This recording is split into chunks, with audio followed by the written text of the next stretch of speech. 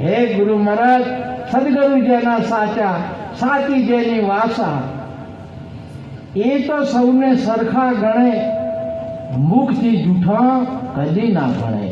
આપણા ગુરુ મહારાજને જૂઠું કદી મુખથી ભણે નહીં. આ જગત, આ શરીર, આ વ્યવહાર તમામે તમામ જૂઠો છે. એ સદગુરુ ના ભણે.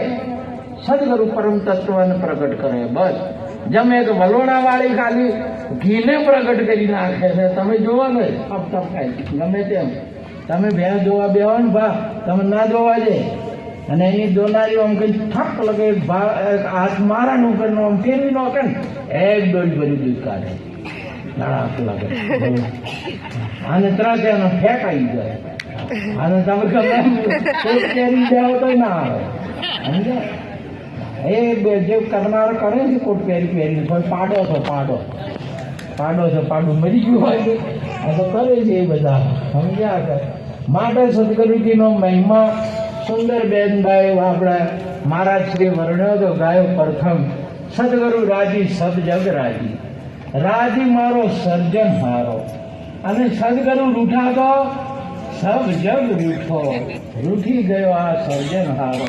માટે સદગુરુ નિષ્ઠા એ આપણા ભારતીય સનાતન સંસ્કૃતિ નહીં, આ પૃથ્વી પર મનુષ્ય માત્રને એક મહત્વની બાબત છે. પરમ તત્વને પૂંજીએ સુકરી છેવીએ સાર, સાર સ્વરૂપે સદગુરુજી વંદીએ વારંવાર. માટે આટલું કઈ વાતને પૂરી કરું છું. બોલો સદગુરુ મહારાજની જય. સદગુરુ મહારાજની જય. બાપુએ નિષ્ઠાની વાત કરી.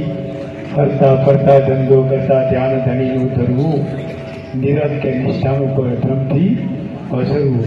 હવે ઠાકોર સાહેબને વિનંતી કરીએ, એ પણ 5 મિનિટ એમને અમૃતવાણીનો લાભ આપશે. ઠાકોર સાહેબ.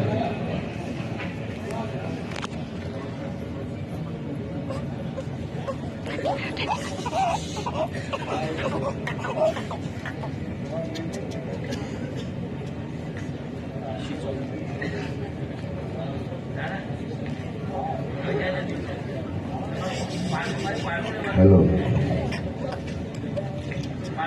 यदि आप सब हिंदी समझते हो, जरा बेंच वाला भाई जरा शांत हो जाओ ना,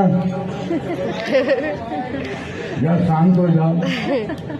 मैं पहले अनाउंस किया हूँ, ये सत्संग चालू हो तो थोड़ा हालचाल बंद करें. यदि आप सब हिंदी समझते हो तो एक बात, राम सभा में बैठे हो कोई